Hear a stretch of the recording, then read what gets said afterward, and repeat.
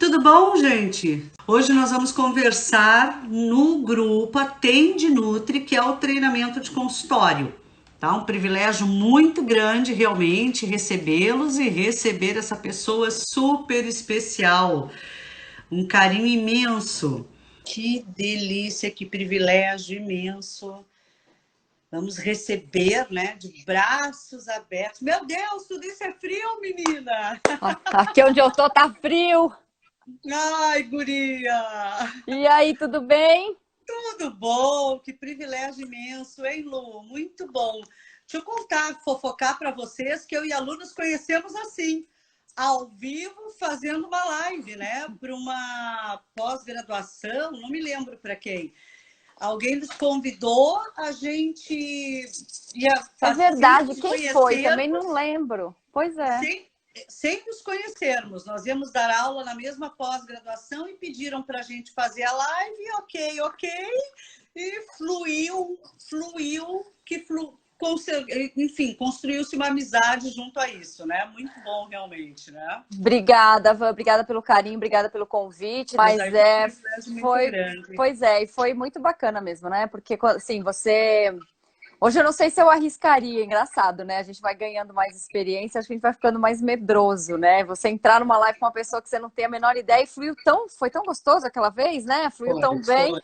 E agora ter a oportunidade de estar aqui de novo no Atende Nutri, falando sobre mitos e verdades de emagrecimento, que é um tema que eu adoro e que acho que é um desafio para todo mundo. Muito Imagina, obrigada né? pela oportunidade. Coisa fácil. Imagina, e eu agradeço imensamente. Sei que a sua agenda é super concorrida. Eu ia abrir o Voltou, vinho isso. em sua homenagem, mas vou ficar na água porque nós estamos online, tá? Eu também, a minha Depois, taça, vou te depois, falar. É, a minha taça está ali do lado vazia, esperando acabar a live. tá bom. Depois a gente Van, faz a segunda super, live. super obrigada por você ter feito mudado o horário. Eu sei que seu horário não costuma ser esse. Foi uma solicitação minha de fazer ela um pouco mais cedo. Super obrigado por essa gentileza, viu? Imagina, querida, imagina. É um privilégio muito grande. Agora eu acho que dispensa apresentações, mas vou apresentar, né? A doutora Luciana é nutricionista, ela é educadora física, é pesquisadora, ela é coach. Escuta, sabe o que eu mais admiro, agora falando de coração aberto, é a tua simplicidade.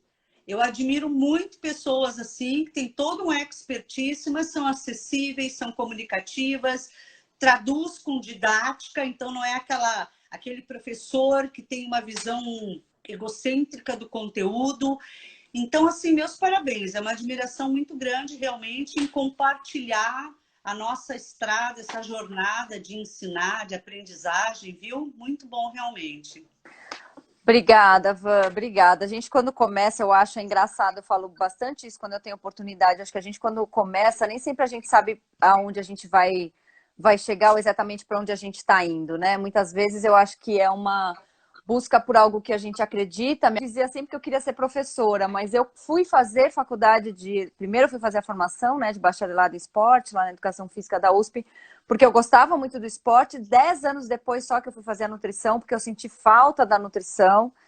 E aí na nutrição eu não conseguia atuar, eu não me identificava com aquela coisa prescritiva, com aquela coisa muito impositiva, né? Eu acho que a prescrição ela cabe sim em muitas das situações, ela é muito necessária, mas uma coisa meio impositiva e aí volta daqui um mês para ver se deu certo. Eu demorei e foi aí que eu descobri o coach, então eu fiz uma formação aqui, fiz uma formação do Colégio Americano, que é um coach voltado para a área de saúde, e hoje acho que eu me encontrei. E aí no meio disso veio surgindo essa coisa da aula, do ensinado, montar um curso, hoje a gente tem uma pós, enfim, não dá do lado do lancha, né, que tá sempre dando aula, dando palestra, essa coisa do ensino tá sempre ali, né, tá na nossa vida, então é uma oportunidade muito bacana, eu fico muito feliz de ter a chance de contribuir de alguma forma, acho que é essa sensação que a gente tem como professor, né, ter a chance de É, contribuir de alguma exatamente. forma, Eu e eu acho, falo, e tem que ser, né?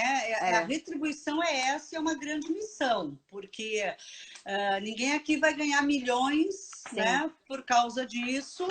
E no Brasil é aquela história, não é tão bem. reconhecido, acho que a gente tem que pensar em vários aspectos. Mas a gente segue essa jornada com muita gratidão e solicitude. É muito bom, mais uma vez, realmente, ter você aqui conosco. Oh, legal! Ó. A Maria já entrou com uma pergunta aqui interessantíssima. Então, vamos para o Paulo. Vamos lá.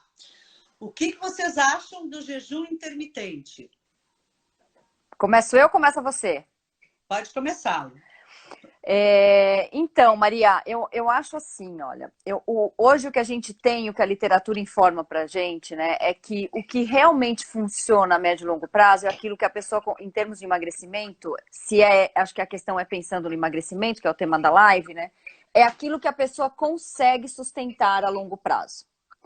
Então, muitas vezes, a pessoa às vezes busca uma estratégia, como, por exemplo, o jejum intermitente, que vai trazer uma perda de peso, e é sempre necessário acompanhar o que é esse peso que está sendo perdido, se tem massa magra junto, quanto de massa gorda, se ela se adapta a isso, porque às vezes as pessoas, não sei se você sente isso também, Ivan, às vezes as pessoas se sentem obrigadas a encaixar num novo formato, num novo modelo, e elas sofrem muito até que elas consigam entrar nisso, e é às vezes a um preço muito alto. E o desafio é que a hora que a pessoa não aguentar mais fazer isso, ela larga, volta, e se ela perdeu 3, ela ganha 5, se ela perdeu 5, ela ganha 7, se ela perdeu 7, ela ganha 10. Então, essa é a minha opinião. Não sei o que você acha, o que você pensa em relação a isso, Ivan? Absolutamente, concordo. Aliás, assim, né, nós temos algumas formações bem parecidas, as duas permeiam na bioquímica e comportamento, né? Eu até falo isso muito, Lu, que a gente tem que lembrar o seguinte, gente. Eu acho que a pergunta que o profissional de saúde deve fazer é: funciona? Funciona. Tomar medicamento funciona. Agora, qual é o efeito colateral, o efeito rebote numa fase aguda, numa fase crônica? E qual é o efeito no comportamento, o efeito psicológico? Então, a gente tem que pensar nas consequências, a gente tem que ter a ousadia e se permitir perguntar qual o melhor método, a melhor forma para aquela pessoa naquele momento, que eu acho que também isso é individualizar. Sim. E aí as pessoas procuram, é uma tendência natural do ser humano, esse tipo de resposta intensa, vamos colocar assim. Mais rápida, né? E a meta-análise, as meta-análises, aí os estudos estão mostrando que, ok, emagreceu, mas não emagreceu mais do que outros protocolos, como dieta e exercício. Sim. E aí eu pergunto, para quê? Eu acho que é isso que tem que pensar, né? Quando a gente questiona essa questão do modismo. Funciona? Ok, não vou discutir. Mas a que custo, por quanto tempo e para que algo tão radical, se a gente consegue, os estudos provam isso, com outros métodos, com outras técnicas, com muito mais acolhimento, o mesmo resultado. Com muito mais saúde, né? Muito mais saúde, falaste tudo, né? E outra, aí você pega alguém que tem já uma tendência a um transtorno, ao radicalismo. Isso intensifica, sim, porque a pessoa se conectou, né? Ou então, quando ela não consegue, isso gera culpa, isso destrói. Eu já recebi pacientes chorando. Eu sou uma droga, eu sou um fracasso. Até você chegar e dizer, não, mas você pode comer de tudo. De onde é que você tirou tanta crença? Mas é disso, né? E você tocou num assunto bem interessante, porque quando essas dietas, né, qualquer dessas intervenções falham, as pessoas assumem para si aquela falha e elas carregam um peso.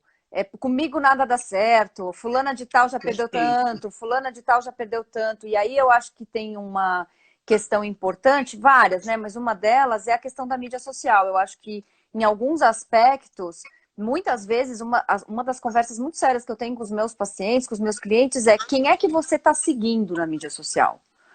Porque isso vende uma coisa que pode ser enganosa, pode ter feito um Photoshop, pode não ser a realidade, e a pessoa fala, mas ela conseguiu, eu não, e você ainda sente um peso em cima, porque eu sou a incompetente da história. Eu não dei conta de emagrecer. Ela perdeu 6 quilos em um mês.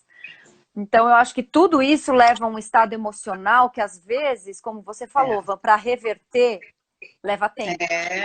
Machuca, sabe? Algo assim, exige uma personalidade, uma renovação muito grande. Até falando em emagrecimento, eu cheguei a postar um vídeo que eu fiquei muito indignada de eu ver a cobrança que foi agora no Covid, na quarentena, a obesidade estar correlacionada como fator de risco.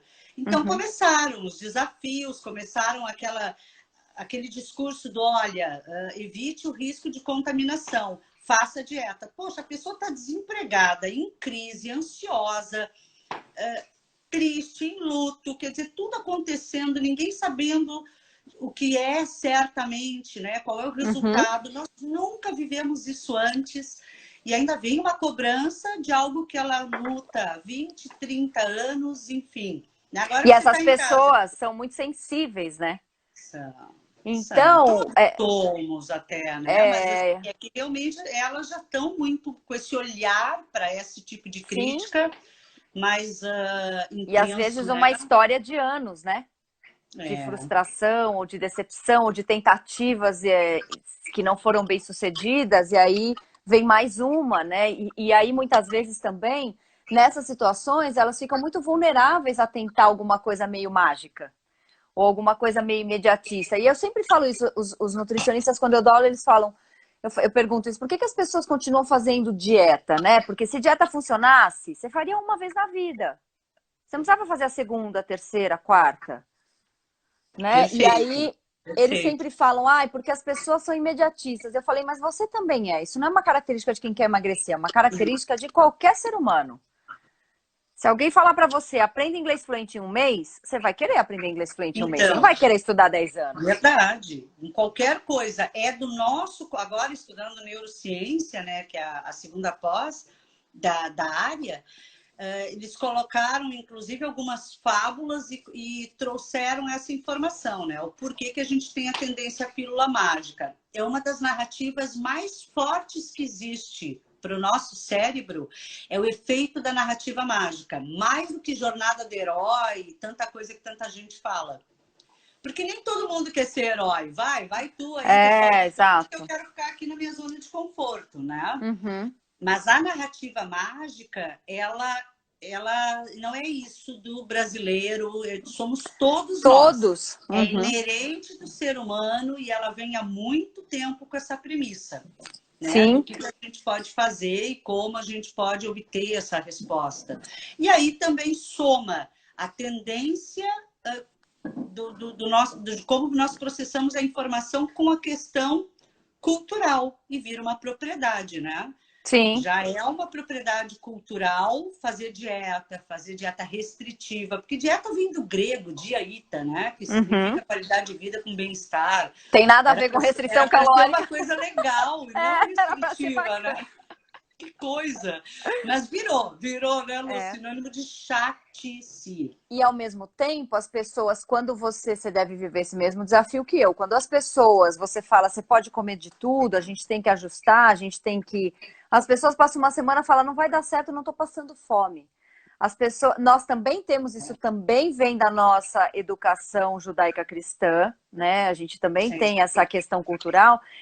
E isso fica embutido que, assim, se eu não sofrer, eu não vou emagrecer. Se eu não passar fome, eu não vou emagrecer. Perfeito. Então, isso também nos empurra para alguma coisa que fala, eu tenho que ter um sofrimento, senão eu não vou merecer esse emagrecimento. Então, é um conjunto de coisas, é tão complexo, Van, não é uma... né? Eu acho que quando a gente fala de emagrecimento, tem tantos fatores envolvidos. Isso é importante, né, Lu? Como é importante a gente ter essa humildade de entender a complexidade do emagrecimento e não só explicar em mecanismos fisiológicos, mecanismos comportamentais, enfim. Eu acrescento um fator que me ajuda muito na consulta, que eu faço teste de perfil de personalidade. Eu fiz uma especialização, hoje eu sou especialista, então, de perfil, e eu trabalho muito com o perfil do cliente. Tem realmente personalidades que, se tu propor um desafio, ela vai lá e crava na meta, porque aquilo estimula. Outras pessoas, elas são mais analistas, são mais de dados, elas querem mais, mas quanto tempo, quantas refeições, quantas calorias, e todos esses detalhes enriquecem e fortalecem a mudança de comportamento. Outras, você tem que explicar, comunicar, tem empatia, e aquilo gera resultado. Então, enfim, não alongando, né? São questões individuais que a gente tem que trazer para o acolhimento do nosso paciente, né? Ontem no treinamento eu brinquei que humanizar o atendimento, e amanhã eu vou fazer uma live sobre isso. Humanizar o atendimento não é dizer bom dia, obrigado, boa tarde, servir cafezinho, isso é educação. Coisas diferentes. Mas, Lu, não tem como não trazer você e perguntar um pouquinho sobre os mecanismos fisiológicos. A Lu tem uma série de artigos publicados sobre isso, em especial sobre uma visão, um contexto que eu sou apaixonada. Insulina.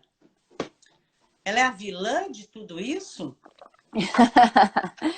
Mas não tem jeito, a gente sempre acaba entrando na bioquímica, né? A gente sempre acaba entrando na fisiologia, e eu acho, ontem eu estava falando isso numa live que eu estava fazendo, eu acho que o nutricionista, quando ele tem essa base, né? E aí você falou de bioquímica, eu adoro, você também, a gente fica menos vulnerável aos modismos, a gente consegue ter mais informação, e ao mesmo tempo a gente consegue peitar, digamos assim, né? Algumas das coisas que aparecem porque você tem conteúdo, né? E uma das coisas mais importantes que eu vejo quando a gente fala dessa questão da insulina é um mito que se criou em relação a alimentos de alto índice glicêmico. Porque o índice glicêmico, nem o índice glicêmico de um pãozinho branco para mim não é o mesmo que é para você. Eu vou ter uma velocidade de digestão e absorção, você vai ter outra velocidade de digestão e absorção. Então já começa daí. Né? É uma coisa que foi criada e avaliada em laboratório, na hora que você põe para o ser humano, isso varia muito. Perfeito. É o que eu falo, ninguém come pão puro, né? Ou raramente, você põe um queijo, você toma um café com leite, você está comendo um macarrão com molho cheio de legumes, você pôs um grelhado junto, quer dizer, o índice glicêmico dos alimentos, ele é um indicativo do quanto ele vai subir a glicemia e, consequentemente, a insulinemia, se ele for consumido isolado. E isso não existe praticamente numa alimentação. A gente até tem que fazer força, né? Quando a gente pega alguém que faz exercício. Algumas crianças têm esse hábito de pegar pão, mas enfim, mas não é não uma é um realidade, hábito, não será reprodutível em todas as refeições, né? E exato. normalmente a gente põe o que no pão? Principalmente vocês aí de São Paulo, que eu acho muito legal. Eles tomam café com leite, pão com requeijão, queijo, acabou. tudo junto, na mesma refeição. Quer dizer, não vai ter alto índice glicêmico mais, né?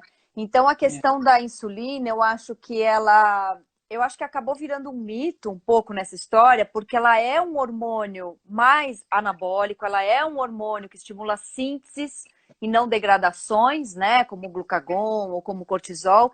Então, a gente acaba, muitas vezes, na busca de um vilão, colocando a culpa em uma coisa que, assim, isolada, ela não vai ter o impacto que as pessoas imaginam. Então, todo mundo fala assim, mas a melancia tem alto índice glicêmico. Bom, mas você vai comer uma fatia de sobremesa da refeição? Desculpa, ela não vai ter alto índice glicêmico, né? Então, eu acho que tirar do contexto é uma das armadilhas que a gente tem em várias questões na alimentação. Não sei o que você acha disso, Van. Não, perfeito, perfeito. Eu até coloco em aula, eu brinco, né? O pão francês deve ter sido desenvolvido por alienígenas que querem dominar o mundo, porque eu nunca vi um alimento apanhar tanto que nem pão francês. E aí vem a prática. Ao contrário, às vezes você dizer assim, olha, mas você pode comer um pão francês, o paciente diz, posso? E aí no dia a dia ele diz, que delícia, que fácil fazer esse novo planejamento e elaborar estratégias, porque eu estou comendo o que eu gosto, o que tem sentido para mim. Sim, sim. E às Então, vezes faz parte da história, né? Eu lembro eu era criança, a gente perfeito, ia para uma colônia de perfeito. férias. Meus pais eram funcionários, foram funcionários públicos a vida inteira. A gente ia para a colônia de férias dos funcionários públicos em Campos do Jordão e eu me matava de comer aquele pãozinho francês de manhã com manteiga quando era criança. Me lembra a minha infância. Então, é importante, você falou uma coisa um pouco antes, que eu acho fundamental, a individualização. E hoje o que a maioria dos profissionais fazem, a maioria faz, perdão, não é a individualização. Você pegar uma pessoa, você mesma falou, né, que você tem toda uma técnica, um treinamento, uma especialização para identificar o perfil de cada um.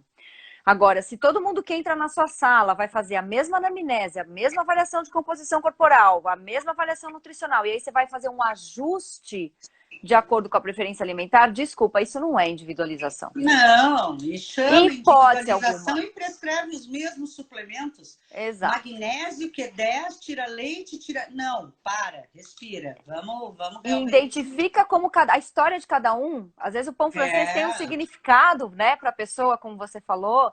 Então, assim, colocar isso dentro de um contexto. Então, respondendo de uma forma mais direta, não, a insulina não é a vilã da história. Eu acho que é uma coisa, de novo, muito mais complexa. Não dá para a gente falar de ganho de peso ao longo das décadas sem falar de redução de gasto calórico. A nossa vida hoje ela é muito mais econômica e agora na quarentena, no confinamento, está pior. As pessoas estão se movimentando muito menos. Tem um estudo muito perfeito. legal de um espanhol, Van, que ele mostra que para você lavar a mesma quantidade de roupa que você lava hoje na máquina, você lavar no tanque, você gastava 1.300 calorias a mais. 1.300 calorias a mais. Se bobear, é necessidade energética de muita gente no dia. É Só que é o que verdade. eu falo, a gente não vai voltar a lavar roupa no tanque. Então, como é que a gente pode fazer para achar... Exato, também hashtag tamo junto. Como é que a gente vai fazer para achar um equilíbrio? Porque não dá para pôr toda a culpa, achar que é só comida, ou achar que é só insulina, ou achar que é só carboidrato de Isso alto que é índice legal, Lu, é glicêmico. essa visão integrativa, porque a insulina é Sim, importante, se ela, outra coisa que me chama muita atenção, fala em insulina, fala em glicemia. sim. Gente, o corpo vai manter a glicemia. Se A está tendo qualquer esses custo, picos, graças a Deus. a qualquer custo, ao custo de gordura, aminoácidos, enfim, se está acontecendo realmente uma hipo, uma hiper, tem que investigar. Porque isso Exato. não é uma resposta fisiológica natural, tá? Cuidado com isso. Tem índice glicêmico, carga glicêmica, tem contagem de carboidrato, ok. Uhum. O paciente é diabético, esse é o nosso Sim. olhar, e mesmo para diabetes. Hoje tem mel liberado para diabético, gente. Sim. Mas, Então vai, mudou você falou uma muito coisa isso. super importante. Quando você pega, por exemplo, um diabético e você consegue ajudá-lo a mudar o estilo de vida, muito mais do que você só ficar tentando controlar a carga glicêmica ou quantidade de carboidrato, ele reduz o nível de medicamento, ele reduz a quantidade de Perfeito, insulina, porque a atividade física tem um papel fundamental no mecanismo de captação de claro. glicose, independente da ação da insulina. É. Então, essa Inclusive na visão. diabetes tipo 1, né? Que é muito Sim, legal. O exercício consegue ter essa redução das aplicações de insulina. exato. Então, assim, você ganha anos de qualidade de vida para essa pessoa. Se você consegue focar o hábito e os estilos de vida como um todo e não só na alimentação. Por isso que eu acho que o nutricionista é fundamental na formação dele, ele buscar abrir esse olhar, né? É. Ele ter um horizonte mais amplo. Trazer, né, essa visão aí realmente que desperte essas interações e volto a colocar, né? E é muito legal, gente, porque a Lu é pesquisadora, tem artigos sobre essa questão. Então é importante a gente entender que não é que ela seja menos importante, mas não posso tirar uma etapa e aplicar para todos, Sim, né? Isso realmente tem gente que tem refeições com alto índice glicêmico constantemente. sim. Isso é muito comum, né? Aqui no sul a gente tem uma ingestão de açúcar muito É. maior, muito maior. Aonde está esse açúcar de vocês normalmente, Ivan? Nos doces, as docerias, o Ah, tá. bolo, a torta, só que é aquilo de novo. Eu estou falando de açúcar como um todo, e aí cai na densidade energética, porque bolo tem Uhum. gordura, Sim, torta claro. com recheio tem gordura.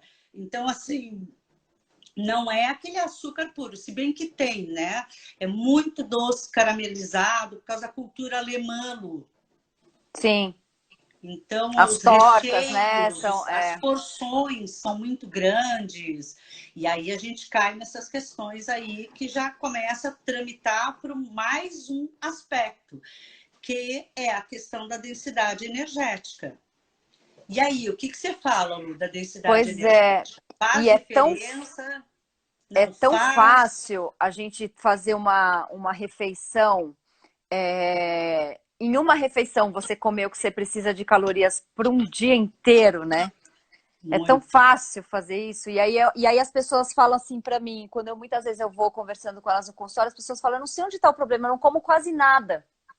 Só que o que come tem uma densidade energética tão elevada e muitas das vezes, Van, porque elas ficam buscando justamente isso que a gente está falando. Não, mas eu tirei o carboidrato. E aí, quando você Nossa, vai ver, outro dia eu tava comendo de um lado de uma pessoa num quilo, né? Já faz uns meses. Até tirei uma foto e postei sem aparecer a pessoa, porque tinha assim, você percebia que ela tava restringindo carboidrato. Tinha bacon, tinha queijo parmesão, tinha mussarela de búfala, tinha coraçãozinho, tinha carne, mas não tinha um carboidrato. E o prato não tinha muita comida. Mas é uma densidade energética tão alta que você não precisa comer muito, na verdade, né? Então, eu acho que esse é um pouco o nosso desafio. Quando você pega essas 1.100, mas 1.200... Lu, para aí, carboidrato à noite engorda. Mito ou verdade? Mito! Olhar a dela já disse tudo. Oh! É um desafio, né? Porque assim, as pessoas falam, mas eu como e vou dormir. Eu falo, exato, você vai dormir, você não vai morrer. Enquanto você dorme, o teu corpo está trabalhando, teu coração está batendo, o seu pulmão, você está respirando, você tem um gasto de energia. E, de novo, né, Van? Se você tem um gasto calórico durante o dia de 2.000 calorias e ao longo do seu dia você comeu 1.500, não tem sobra para você fazer estoque. E aí a pessoa tira o carboidrato no jantar e faz uma refeição de alta densidade energética, porque ela come muita proteína com muita gordura, porque não é fácil você fazer uma refeição hiperproteica magra. Não é fácil. É, Você tem que ter é uma das dificuldades, inclusive, de muita gente que quer ter, que tem outros apelos o jejum intermitente, né? Longevidade, Uhum. rejuvenescimento, combate ao envelhecimento e tal. E é uma das queixas que alguns pacientes. Eu adoro, vou dizer uma coisa, adoro esses modismos, porque o nosso consultório fica cheio. Ah, é? Ó, sim. Entendeu? Vai para lá, daqui a pouco vem, eu não aguento mais tomar cápsula, eu não aguento mais. Então, assim, só que é triste, porque não precisava passar por tudo isso. A Sandra está comentando do glúten. Sim, outro vilão. Glúten engorda, inflama e engorda. Ai, meu Deus. Você sabe que eu tenho uma paciente que foi pro Japão e ela ficou impressionada, porque lá no Japão eles são magros, né? Os japoneses são Muito, magros. E muito. aí nas refeições tinha um potinho assim que sempre vinha com um negocinho para comer, parecia uma pastinha, um negocinho assim. Chegou um dia que ela falou: Mas o que é isso que vocês comem toda a refeição? O cara olhou para ele e falou: glúten. Eles têm o hábito de comer o glúten puro como uma massinha. Ela falou: Você tá de piada? Isso aqui no Brasil ia falir. Quem vendesse isso no Brasil não ia ter sucesso. E eu acho que o grande desafio dessas modismos, assim como o glúten, é que, óbvio que se a pessoa tira o glúten no primeiro momento, ela vai perder peso. Aquilo que a gente estava falando no começo. A que preço? A gente vai ter que avaliar. Mas a dieta fica tão restrita. Mas ela fica tão restrita porque ela tem que tirar tanta coisa que ela vai fazer um déficit energético. E isso vai acabar promovendo uma perda de peso. Aí a pessoa volta o glúten, recupera um pouco de peso, às vezes recupera um pouco de massa muscular, volta a ter um pouco de E produção de... outra, aí causa o desequilíbrio, né, Lu? E volta, às vezes, a ganhar mais peso do que Ah, tinha. mas aí a culpa é do glúten, tá vendo? Eu É. voltei o glúten. Então, assim, é fácil cair nessas armadilhas. E o desconforto, muitas vezes, eu pego isso, acho que você deve pegar também. As pessoas falam, ai, mas eu tenho um desconforto gástrico, então eu vou tirar. Gente, um intestino saudável produz 2,5 litros de gás por dia. Isso é saudável, isso previne câncer de intestino, isso favorece seu sistema imunológico, isso ajuda, gera substrato energético para suas células intestinais. Não é não é assim, eu lamento, mas o intestino saudável vai produzir gás. Perfeito, perfeito. Aliás, se você tiver um consumo adequado com as 9 porções de vegetais, você vai ter uma produção de gases maior. Mas aí também vale um outro acompanhamento, que eu sempre falo, que já chega com o discurso pronto da questão da desbiose intestinal. E, gente, olha só, vamos corrigir o intestino e não restringir. Corrigir os hábitos. Quando você equilibra os grupos alimentares e associa o mais próximo, né, daquela pessoa, naturalmente essa função, essa saúde, porque o microbioma é imenso, não é só dando cápsula de probiótico que corrige Sim. isso. E vitamina, Sim. mineral, fibra, água, atividade física, né, Lu? Quer dizer, tudo isso que compõe esse sentido. Tem toda a razão, e tudo isso influencia. E aí, quando a gente viaja, por exemplo, eu sempre falo isso, muda o funcionamento do intestino. Então, assim, qualquer mudança que você fizer na alimentação vai refletir, e muitas vezes as pessoas precisam ter um pouco mais de paciência para que o intestino passe a funcionar do jeito que elas gostariam, porque não é uma coisa rápida. Ajustar o intestino não é uma coisa assim, né? Que você mudou uma coisa, no dia seguinte tá bom.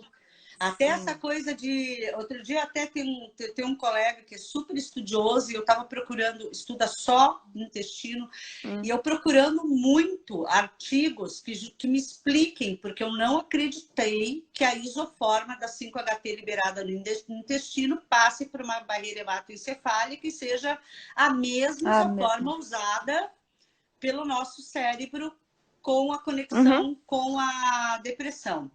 5-hidroxivitamina. Ele falou que não mesmo, que não é a mesma coisa, que tem passagem sim, mas não é a mesma ação do que seguindo a via triptofano, enfim, né? 5-HT produzido em nível hematoencefálico. Então, isso também gera uma grande diferença, né? É mais uma variável para a gente considerar. E aí já leva a uma outra questão que você também permeia muito bem, a recompensa alimentar. Sem dúvida, porque muitas dessas... na verdade, acho que aí a gente tem vários fatores aí que influenciam, né? Muitas dessas restrições, que as pessoas, você também deve notar isso, faz com que a pessoa aumente a compulsão, a vontade por doce, por chocolate, justamente porque nesses alimentos a gente vai encontrar uma recompensa que vai atuar lá no sistema nervoso central. Então a pessoa fala assim, eu tô com uma vontade de comer, tem uma fome fisiológica, né? Por exemplo, se a pessoa restringe muito carboidrato, começa a cair a glicemia, a gente tem sim vontade de doce, isso é fisiológico, né? Uma coisa específica, mas tem também a questão da recompensa, porque esses alimentos no sistema nervoso central, eles vão funcionar como essa sensação de prazer que muitas vezes a gente não tem. E quando você está privado, simplesmente esse momento que a gente está vivendo, né, Van, de quarentena, das pessoas isoladas, a gente distante das pessoas que a gente gosta, tá todo mundo buscando mais bebida e buscando mais doce. E são recompensas realmente que têm um efeito fisiológico. Às vezes as pessoas acham que é psicológico. Não é psicológico, é reforço positivo. E o efeito do reforço positivo é fisiológico, gente. Sim. Isso claro, essa via dopaminérgica, isso é claro na literatura. Mas você sabe que você está falando esse negócio do comportamento, uma coisa que me chama a atenção também, Van? Muitas vezes a pessoa tem aquele hábito assim, às vezes eu pergunto assim, qual é o seu hábito de ingestão de bebida alcoólica? Ela fala assim para mim, puxa, toda vez que eu chego em casa eu preciso de uma taça de vinho, de uma dose de uísque para relaxar. Eu comento muito isso, Lu. Eu atendi muito executivo. Homem faz mais isso. E é muito padrão entre executivos chegar em casa e antes de jantar, lá eu ouço muito isso, muito. Aí em São Paulo, então, eu trabalhei com classe AA, era praxe. O nível de estresse é muito alto, né? E a pessoa precisa da bebida para recompensar. E aí, quando você tem ferramentas de comportamento, e eu falo isso sempre nas minhas aulas e nos meus cursos, se você lida com um ser humano, você lida com comportamento. Não dá para você ser um nutricionista sem entender de comportamento. Não sei se você concorda comigo. Concordo. Tanto que eu falo que eu estudo comportamento alimentar. E eu sou... Pois é. Eu fui para psicologia positiva, fui estudar inteligência emocional, agora uma nova pós em neurociência e comportamento, porque é isso, é comportamento.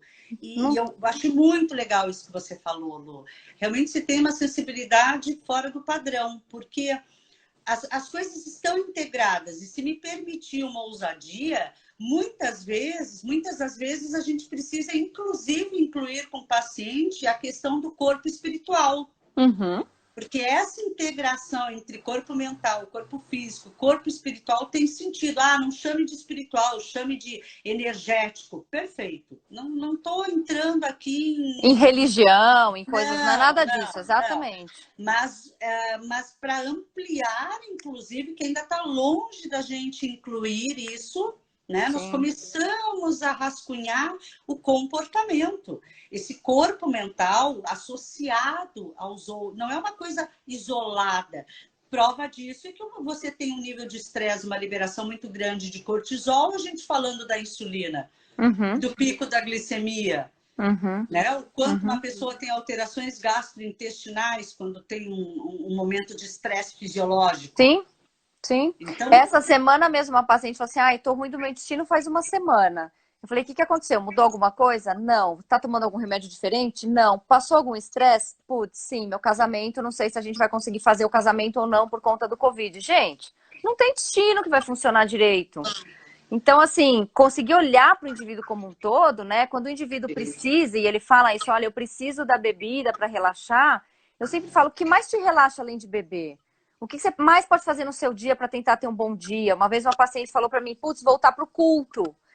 Então, assim, é respeitar as pessoas na sua individualidade, respeitar as pessoas como isso que você falou, né? Com uma visão muito mais holística do ser humano como um todo, e entender que tudo isso influencia, para uns mais, para uns menos, mas não dá para a gente ser simplista e achar que mexer ali na dieta, na quantidade calórica, você vai resolver o problema todo, né, Van? Muito bom. E quando eu falo holístico, é esse sentido da área de saúde, tá, gente? Não é esse holismo esotérico aí, que tudo bem se para você isso é válido também, tá? Mas a gente faz isso baseado em ciência, baseado sempre na ciência, né, Van? Acho que é isso que você quer dizer, né? Olha só. O que mais temos aí? Ai, que delícia, né? O Passa vai tão rápido, escrevendo. gente. Ah, não, é uma delícia. Uma A delícia. Sandra perguntando se a farinha branca não causa compulsão. E a Gabriela comentou que come banana. Ai, eu também adoro banana. Eu não entendi. Deve ser alguma coisa que a gente comentou e encaixou aí, né? Fez sentido para ela, né? Então, eu acho assim, ó, nenhum alimento isolado, porque acho que por que surge muito essa coisa da farinha branca causar compulsão e tal? Porque a gente sabe que os alimentos integrais, eles têm um efeito de saciedade maior. Então, quando você come um alimento que é feito com uma farinha integral, uma massa, ou mesmo um arroz integral, um alimento que é integral, como ele tem mais fibra, ele tem mais vitaminas, mais minerais, enfim, ele tem um efeito de saciedade maior. Então, muitas vezes fica essa impressão de que a farinha branca ou de alimentos que não são integrais, eles causam compulsão porque eles têm um efeito menor de saciedade. E aí, eu acho que isso vai muito de encontro, primeiro, né? Acho que as pessoas precisam resgatar a capacidade de se conectarem consigo mesmas e entender um grau de saciedade. Perfeito. Muito embora eu acredite que em muitas pessoas isso é preciso ser retreinado, porque a gente vive numa vida tão automatizada que as pessoas perderam essa conexão de será que eu estou satisfeita? Será que eu preciso mais? Né? Então, para mim, o intuitive eating, ele precisa ser treinado. Não dá para todo mundo usar, porque tem gente que não vai parar. Também acho. Né? Tem gente que vai, come um, come dois, come três. Então, eu acho que isso tem que ser retreinado. E se isso for retreinado, as pessoas se reconectarem, elas conseguem parar, né, num momento adequado, seja com a farinha branca, seja com a farinha integral. Não sei se você tem uma opinião diferente, Van. Não, é idêntico. E vem também questões culturais, né? Eu gosto realmente de ampliar a lente, a lupa, né? E aí você usa a farinha como base de várias questões. Agora, por exemplo, quando a gente vai para o Oriente, né? E eles usam o pão sem fermento, e o consumo é muito menor de determinados tipos de preparação. Ok, mas os doces vão muito açúcar, são doces muito... Inclusive, eu considero extremamente enjoativos para o meu paladar, porque é muito, tudo é caramelizado, tudo tem muito... Então, eles diminuem no pão, mas comem o açúcar de outra forma. E aí? É isso, então, mas isso que você falou acontece muito com o francês também. Todo mundo fala que francês não come batata nem arroz. Não, não. Só que ele come baguete em todas as refeições. Perfeito. A gente morou lá um ano, né? Quando eu fui fazer o pós-doc, o lanche foi como professor visitante, a gente frequentava a casa das pessoas francesas e elas não vão para casa sem passar a pegar uma baguete. Perfeito. Então você não tem arroz e batata, mas você tem o pão. Inclusive, é muito hábito do restaurante francês o pão chegar junto com a comida. Não é para você comer antes de couvert. Ele chega junto, porque você tem um grelhado, alguma coisa com um legume ou uma carne de panela, que seja, e o pão é que faz a função do carboidrato. Então todo mundo fala assim, francês é magro porque não come arroz. Eu falei, batata. Não, ele come baguete, gente, que é uma delícia. Não, e aí entram questões, né? Eu tenho um casal de amigos e eu conto essa história em aula. Eu fui visitar a minha amiga, os dois são médicos, 2 filhos, um de 8, um de 5. A menina de 5, ela em cima de uma caixinha, na pia, lavando as folhas, fazendo a salada sozinha. Ela fez do início ao fim, com 5 anos. E ele, com 8 anos, cortando as frutas e arrumando a sobremesa, né? Eles ofereceram frutas depois. Aí o marido dela vira para mim e pergunta quantas batatas você vai comer. E eu... Uma, eu vou passar fome. 2, será que eu sou gulosa? Eu surtei, né? Como assim? Eu aqui tomando um vinho, tudo maravilhoso, e de repente alguém pergunta que pergunta eu vou comer. Mais inesperada, gente, né? Fantástico. E realmente, ele cozinhou o que nós comemos e não tem potinhos, não sobra esse monte de comida. É uma outra questão, é uma outra cultura, né? E você falou do francês e do pão, mas não é só o francês. Eu acho que toda aquela região do Mediterrâneo.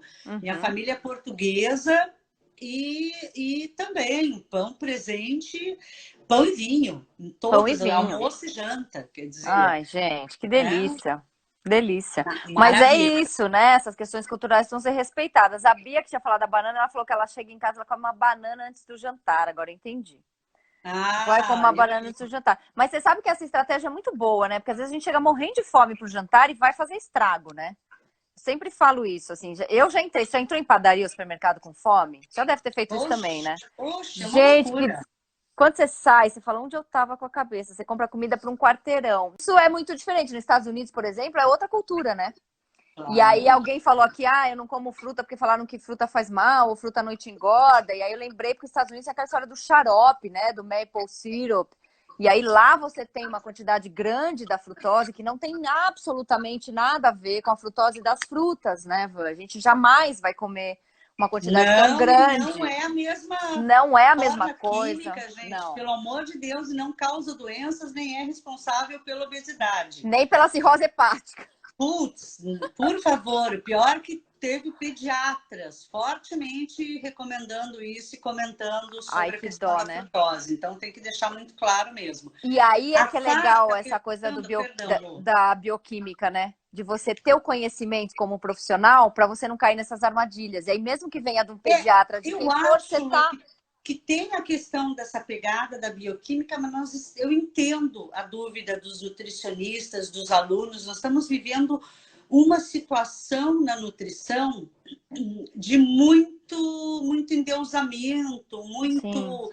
Então, eles seguem, sabe? Forma aquele nicho, aqueles fãs, e aquilo passa a ser verdade. Se você fala ao contrário... Eu já sofri agressões na internet por falar que o glúten não é o responsável. Então assiste a live, gente, né? Então, enfim, ou assista e se permita um senão, né? Um acréscimo aí. Cerveja proibida na dieta? Olha, agora eu vou falar uma coisa que eu podia ter falado lá no começo, que eu já ia responder muita coisa. Naquilo que eu acredito, e eu acho que a Van vai estar de acordo comigo, nada é proibido. Existe, tudo depende de um equilíbrio, tudo depende das situações, né? Por exemplo, você tem uma pessoa que come direitinho, vai ter um churrasco no final de semana, quer tomar uma cerveja, qual é o problema?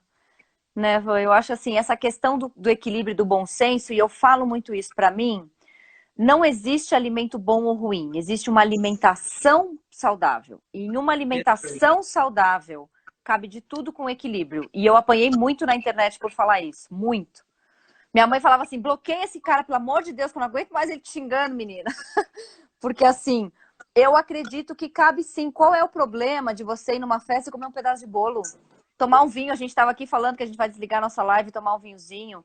Então, não tem alimento bom ou ruim, saudável ou não saudável. Existe uma alimentação saudável e dentro dela a gente consegue encaixar de tudo com equilíbrio e bom senso.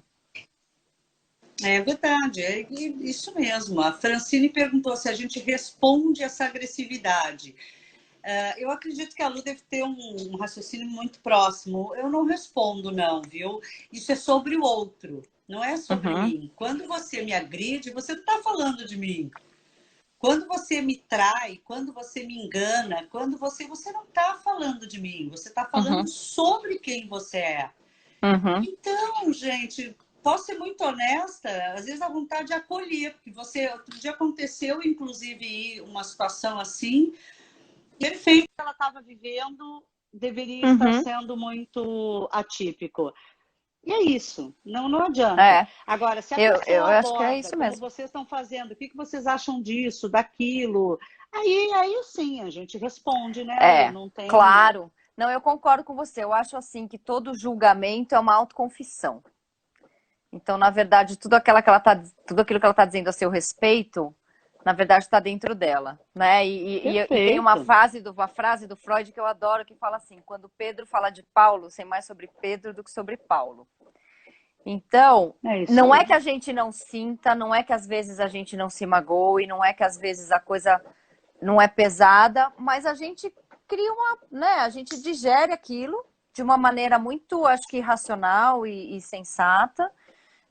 O lanche é um lorde, né, gente. Às vezes magoa, porque a gente é humano, né? Claro. Isso, não tô falando, eu sou superior, eu não. Não, às vezes é dói, isso, às vezes Só dói. que a gente tem compreensão de dizer, respira, Vanessa. Às vezes dói, a gente tem um exército, a gente tem um time, às vezes a gente chama os amigos e fala assim, entra lá, me defende lá um pouquinho, por favor, né? A gente fala, tem uma frase do Hamilton que ele fala assim, quem estará nas trincheiras ao seu lado?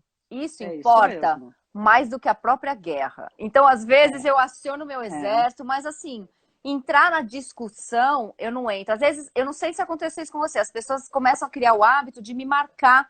Quando alguém faz um post falando de alguma coisa, uma vez eu gravei um vídeo falando isso, gente, para, porque eu não vou entrar lá, eu não vou discutir. As pessoas têm direito de ter opiniões diferentes da minha, eu não sou dona da verdade. Perfeito. Não adianta vocês ficarem me chamando ou chamando ao lancha, porque a gente não vai entrar para fazer discussão, para agredir. Então, assim, para! Não, a energia que a gente gasta desfazendo esses mitos, quase não dá tempo de explicar o que eu queria. É verdade. Porque eu já disse assim, que eu vou começar a fazer ficha técnica, que nem, sabe?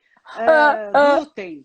E aí eu só mostro a plaquinha assim, para a pessoa, porque com certeza aquele assunto surge. E aí vai também do nutricionista estar preparado para isso, né? Puxa, o nosso tempo está acabando, eu não falei do comer hedônico, de corporalidade. Vamos ter que repetir, oba! Não, coisa boa. Glúten é muito relacionado aos blogueiros. Então, eu não vou julgar, porque não existe palhaço sem picadeiro e público. Então... adorei essa! Não, fato, e de novo, não é personificar o blogueiro. Tem um monte de colega nutricionista defendendo a indústria farmacêutica, farmácia de manipulação, falando e defendendo o jejum intermitente, e tudo bem, gente, não é o meu público. Então, Exato! Cada um com a sua vibe, entendeu? Acho que não tem... Concordo, Van, tô super de acordo. A gente vai ter que fazer outra para acabar os assuntos. Eu sou bem, como eu disse, nós somos humanas, né? Gente, assim, ó, é muito complicado, sabe? A É. água alcalina, aí tem colegas nutricionistas que também defendem isso, enfim. É tudo bem, não dá para combater todo mundo, Uhum. tá? Isso faz parte realmente. Não, Ô Lu, queria tanto mas acho que a fechar, gente será que precisa dá fazer isso tempo? mesmo, né? O O quê, minha quê? linda? Que faltou? Ah, de falar de Não, corporalidade, queria falar um pouco disso, da aceitação, do desenvolvimento da autoestima, autoimagem. É tão legal falar isso, porque você permeia junto com comportamento e bioquímica. eu acho que isso tem a ver também com autoeficácia, né? Eu acredito assim, Van, eu acho que as pessoas têm todo o direito, e isso em todas as áreas da vida, eu não estou falando só do corpo, de buscarem uma melhor versão de si mesmas. Então, eu, como profissional, busco a minha melhor versão, o que não quer dizer, não me reconhece, não gosta de mim do jeito que eu sou. Mas é uma busca por algo, uma versão ainda melhor, né? E eu acho Perfeito. que eu falo muito isso. Eu acho que quando as pessoas buscam um emagrecimento, elas buscam uma melhor forma física, de fato aquilo só vai funcionar se ela der um primeiro passo, que é aceitar o jeito que ela está hoje. Porque enquanto ela nega a forma como ela está hoje, uma vez fazendo o curso, eu ajudo as nutricionistas a criarem uma ideia exatamente daquilo que elas querem fazer. E uma nutricionista, Ana, que é uma querida, assim, um ser iluminado, falou assim, e ela estava querendo trabalhar com pacientes muito acima do peso, ela falava assim, eu acho que o que eu quero é ajudar as pessoas a emagrecerem para recuperarem o amor próprio. E conforme a gente foi conversando, a gente falou, a frase é o inversa, que as pessoas recuperem o amor próprio para que daí elas consigam encontrar o emagrecimento. Então, não quer dizer que eu Perfeito. tenho que me aceitar assim, eu sou assim, eu vou morrer assim. Não. Mas a partir do momento que eu me aceito do jeito que eu tô, eu abro espaço para Inclusive construir. para repensar a nova versão. Sim, Aceitação, gente, não é morrer naquela versão. não é se resignar. Isso, né? Muito legal isso. Eu no treinamento de consultório e no coach, treinamento de coach, eu falo muito para o pessoal uma coisa que eu gosto muito, que é o auto-amor. Que legal. Ele vem muito da psicologia e permeia tudo isso. A resiliência que tu precisa, mas não é assim, ó, deu errado. Quando eu aceito que eu sou gorda, eu fico gorda. Não, eu Não. aceito, eu me acolho e isso gera movimento e menos conflito. Isso é Sim, muito legal, né? sim. Sair dessa zona de Porque conflito. enquanto eu não me aceito, eu fico brigando com isso. E aí eu não me movo. É. Eu não me Ou movo. procurando essas soluções Sim, milagrosas que que façam são sentido. armadilhas. Sim. O Bouchard, né?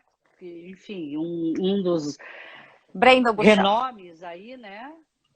De obesidade, ele fala que mesmo que você tenha emagrecido, você só venceu a obesidade de 8 a 30 anos após manter-se magro. Sim. Olha que interessante, né? Eu tenho até receio quando alguém me pergunta quanto tempo eu tenho que ficar no peso para dizer, falar, vamos conversar disso mais para frente um É, pouquinho, porque é um desafio mesmo, né? porque até você remodular o imprint Sim, metabólico, toda a fisiologia, mais o tudo. comportamento psicológico, mas não é uma coisa assim tão simples, né? Não. Mas é uma construção e que bom que pessoas ímpares como você estão trazendo essas integrações e essas visões. Oh, Adorei sua querida. fala da nutrição, porque eu acho que realmente é comportamento alimentar, é comportamento social, Uhum. alimento é cultura, alimento é propriedade, e isso é muito importante a gente resumir.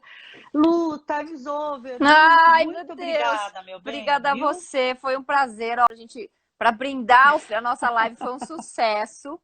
E eu Que queria te bom. agradecer. Obrigada pela oportunidade. Obrigada a todo mundo que está aí. Ivan, foi um prazer. Como flui gostoso, né? Toda vez que eu vou começar Muito, uma live, muito eu falo para bom. ele: bom, daqui uma hora eu volto, mas já passa tão depressa. É muito rápido, Obrigado, realmente. Gente, Van. Foi um obrigada pela prazer. presença de vocês. Obrigada, bom jantar, um beijão no lanche, Obrigada, viu? minha linda docinha. Um Tchau, beijo para você. gente. Boa Boa noite. Tchau para noite. todo mundo. Obrigada. Tchau, Beijo. tchau. Tchau, tchau.